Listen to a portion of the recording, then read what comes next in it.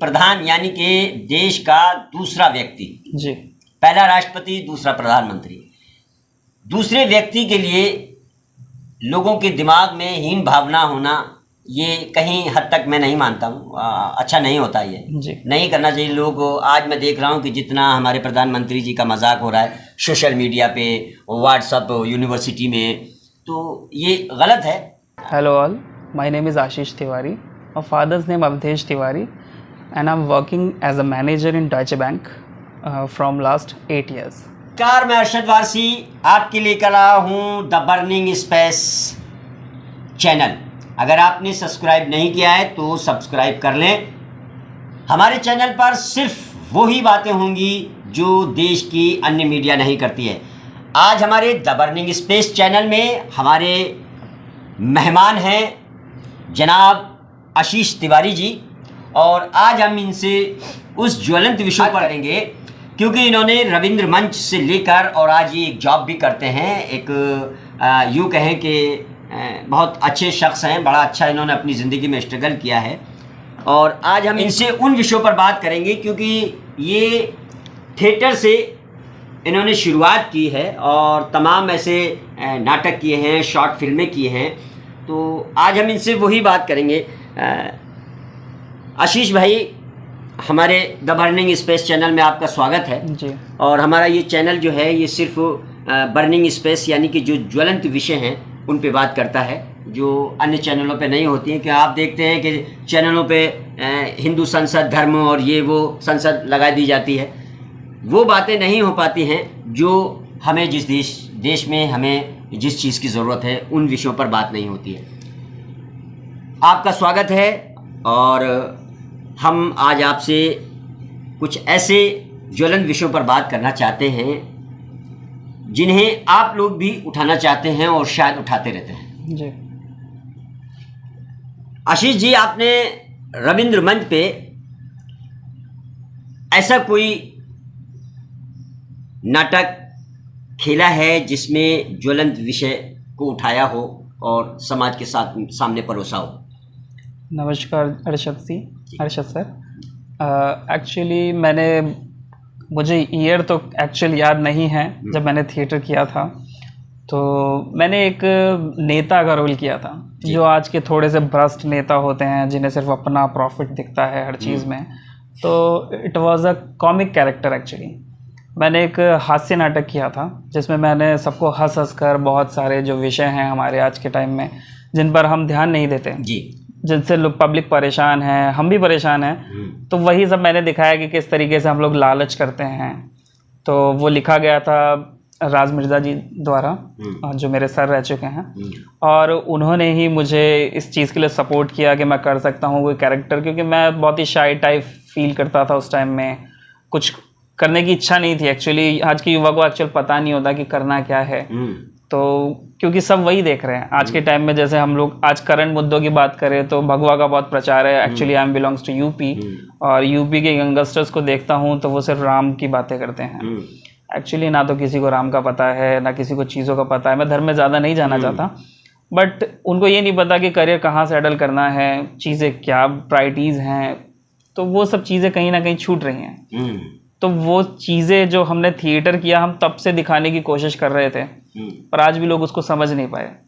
तो उसके बाद में पहले मैंने एक कॉमिक कैरेक्टर किया, देन उसके बाद में मैंने एक सीरियस रोल किया जिसमें मैंने दिखाया कि आज के टाइम में लोग डिसअपॉइंट होते हैं, यंगस्टर्स फिर सुसाइड करते हैं। जैसा कि हम 3 इडियट्स मूवी भी देख चुके हैं, कैसा लोग फील करते हैं, कैसे परेशान होते हैं, स्टडीज़ प्रेशर, धीरे धीरे लोगों को समझ में आता है। तो वही सब दिखाने की हम लोगों ने कोशिश करी। तो वही मंच पर मैंने दिखाया सबको कि आप समझें, जानें। पर आज भी मैं कहीं ना कहीं वो चीज़ युवाओं में मिसिंग देख रहा हूँ जी। हमारे देश में आज जो ये विषय जो ज्वलंत वाले चल रहे हैं, इन पे आप क्या कहेंगे? फर्स्ट ऑफ ऑल तो मैं ये कहना चाहूँगा कि किसी को भी ज़्यादा किसी भी चीज़ में इन्वॉल्व नहीं होना है।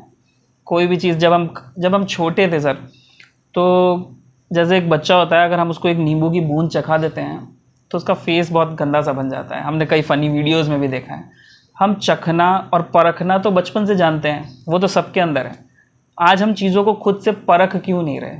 क्योंकि हमने शायद टेस्ट लेना बंद कर दिया है, हम स्वाद को भूल चुके हैं, इसलिए आज हम किसी चीज़ को खुद से समझ नहीं पा रहे। अगर हम उन चीज़ों को समझते जाएंगे तो मुझे नहीं लगता कि आपको, मुझे या किसी को किसी मुद्दे पर बात करने की ज़रूरत पड़ेगी या किसी को समझाना पड़ेगा अलग से। लोग खुद से समझ जाएंगे कि उन्हें क्या चीज़ सही माननी है और क्या चीज़ गलत। आज के करंट अफेयर्स में अगर हम देखें तो आज का जो युवा है वो धर्म प्रधान है।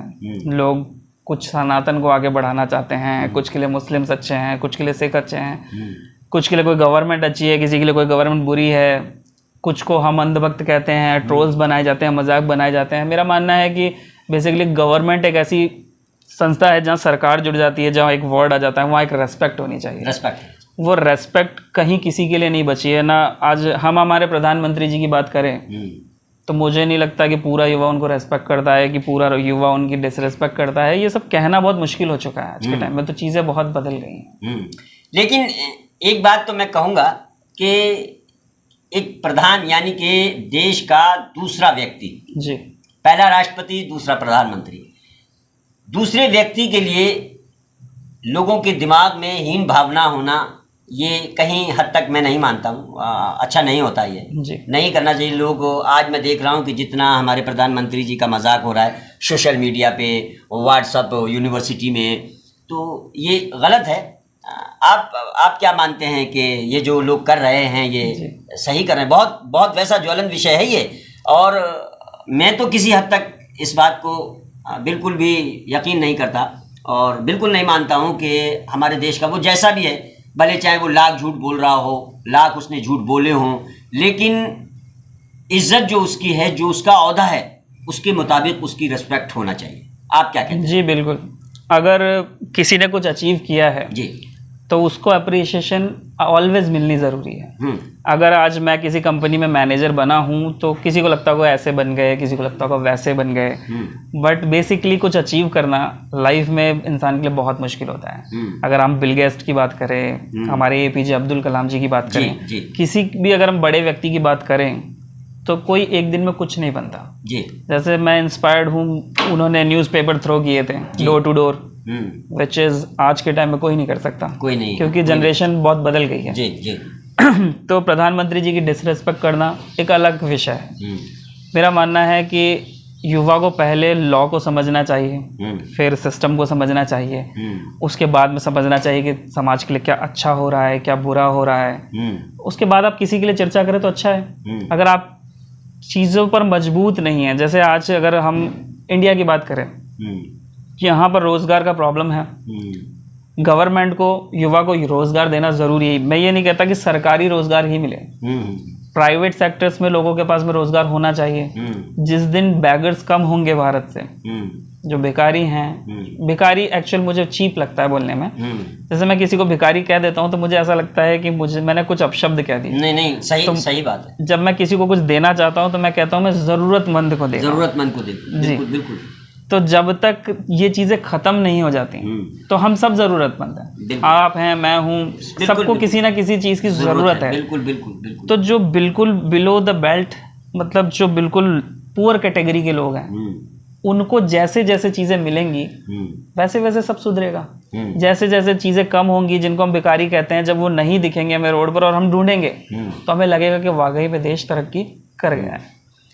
तो ये तो मेरा गवर्नमेंट की तरफ है कि गवर्नमेंट इस चीज़ को समझे, क्योंकि हमारी जनसंख्या बहुत ज़्यादा है, लोगों को प्रोत्साहित करे, कम से कम बच्चे हों, चीज़ें ज़्यादा स्टेबल हों। क्योंकि मुझे पता है अगर घर में मेहमान 2 हों तो हम इजीली सबको मैनेज करते हैं, लेकिन मेहमान 10 हों तो मैं ये नहीं कहता कि सारी गलती गवर्नमेंट की है, कुछ हम भी जिम्मेदार है। सबको जागरूक होना ज़रूरी है। बिल्कुल। जैसे अभी आपकी ये सड़क पड़ी है, मैं यहाँ निकल के आया, मैं जिक्र कर रहा हूँ आपका, यहाँ से निकल के आया और मैंने देखा कि पूरी स्टैंडर्ड कॉलोनी है, पूरी स्टैंडर्ड कॉलोनी है और सड़क नहीं है जी, बिल्कुल कच्ची सड़क है। आप लोग उसको यूज़ कर रहे हैं जी, लेकिन आप लोगों की हिम्मत नहीं है कि उसके खिलाफ आप आवाज़ उठाएं, आप सरकार तक अपनी इस बात को पहुंचाएं। एक्चुअली इस एरिया में सर, जैसे मैं जगतपुरा में रहता हूं अभी, आशादीप एनक्लेव में, तो एक्चुअली क्या है, यहाँ जितने भी डिस्ट्रीब्यूटर्स हैं उन्होंने कॉलोनी काट दी और यहाँ पर अभी कोई वार्ड नहीं बना है। तो इस वजह से क्या है कि ये जाती है पंचायत समिति के अंडर में। तो अब पंचायत समिति तो आपको पता है वो इतनी जल्दी कोई काम करते नहीं हैं। तो हम लोग इस चीज़ को थोड़ा सा कर रहे हैं कि यहाँ पर कुछ वार्ड बन जाए या कोई गवर्नमेंट का सपोर्ट आए, तो उसके बाद में, वरना बेसिकली हम लोग तो अपनी तरफ से चंदा इकट्ठा करके सब कुछ मैनेज कर सकते हैं, मैनेज कर सकते हैं। लेकिन वो चीज़ है कि गवर्नमेंट आज नहीं तो कल तो हमें भी कहीं ना कहीं उनका सपोर्ट भी चाहिए होगा। बिल्कुल बिल्कुल, अपने पैसे से आप कब तक बनाएंगे, फिर तो वो भी आलसी हो जाएंगे और आप भी आलसी हो जाएंगे। बोले अरे सरकार सोचेगी चलो वो तो अपने पैसे से खुद ही बना लेते हैं, छोड़ो हटाओ, रहने दो। नहीं तो प्रयास तो करना चाहिए और आगे जो है सरकार तक इस बात को पहुंचाना चाहिए कि आपके यहाँ का जो है विकास नहीं हो रहा है, विकास होना भी चाहिए। आशीष जी, एक ज्वलंत विषय और है जिस पे मैं आपसे चर्चा करना चाहता हूँ कि आप आज की मीडिया को किस नज़रिए से देखते हैं? सर, पहले के टाइम में तो जब मीडिया में कोई न्यूज़ आती थी, लाइक न्यूज़पेपर हो या हमारा कोई भी चैनल हो, तो बड़े मतलब वो जो कह देते थे हमारे लिए सच हो जाता था। बट आज के टाइम में अगर मैं जहाँ तक फील करता हूँ, मतलब किस चीज़ पर ट्रस्ट करें, क्योंकि एक चैनल एक चीज़ को रिप्रेजेंट कर रहा है अच्छाई के तरीके से, दूसरा चैनल उस चीज़ को रिप्रेजेंट कर रहा है बुराई के तरीके से। और फिर आजकल तो सब ने बहुत सारे सोशल अकाउंट्स बना लिए हैं, ट्वीट कर रहे हैं, अमिताभ बच्चन जी क्या कह रहे हैं वो भी पब्लिक को पता है। तो जिस तरीके से चीज़ें चेंज हुई हैं, जितना मॉडिफिकेशन आया, तो कहीं ना कहीं उसका मिसयूज़ हुआ है। ट्रांसपेरेंसी कमज़ोर होती जा रही है, हम जान ही नहीं पा रहे हैं कि क्या सच है क्या झूठ है, कुछ किसी को कुछ अता पता ही नहीं। तो मीडिया के लिए सबसे पहले मीडिया का जो ट्रस्ट मिस हो रहा है, सबसे पहले उसे पकड़ना बहुत ज़रूरी है। जैसे जैसे ट्रस्ट बिल्डअप होगा वैसे वैसे सोशल साइट्स पर लोग चीज़ें देखना कम करेंगे। सोशल साइट्स पर भी आप आज के टाइम में देख लीजिए, आज जैसे मैं भी यंग हूँ, आज का युवा है, न्यूज़ चैनल कोई नहीं देख रहा, न्यूज़पेपर कोई नहीं पढ़ रहा है, किसी के पास समय नहीं है। लेकिन ट्रोलिंग और सोशल साइट्स, ट्विटर, सब कुछ, मतलब हर चीज़ सब वहाँ देख रहे हैं। तो या तो कोई मॉडिफिकेशन हो कि आज की जनरल जो विषय है किसी भी चीज़ का वो सही तरीके से प्रेजेंट हो। जैसे हम मूवी देखते हैं तो उसे सेंसर बोर्ड रिप्रेजेंट करता है, उसी तरीके से अगर कोई न्यूज़ भी किसी तरीके से डाली जा रही तो उसके लिए भी कोई निर्धारित नियमावली होनी चाहिए मजबूत, कि आपने अपनी तरफ से कुछ भी डाला है तो उसकी पुष्टिकरण करें, कोई इसको ऑथराइज करे, कोई इसको अप्रूव करे, उसके बाद वो चीज़ कहीं आनी चाहिए। कुछ भी आ जाता है, कुछ भी चला जाता है। बस मैं मीडिया से यही चाहूँगा कि कुछ इसके लिए प्रयास करें ताकि वो रजिस्टर्ड कर सके हर एक न्यूज़ को, जैसे सेंसर बोर्ड है उस तरीके से बहुत सारी नियमावली होनी चाहिए इस चीज़ में, ताकि ये आलतू फालतू की चीज़ें जो आजकल दिखा रहे हैं वो सब रुक सके, और वो बहुत ज़रूरी है आज के टाइम में। बहुत अच्छा आशीष जी, आपसे बात करके बहुत अच्छा लगा।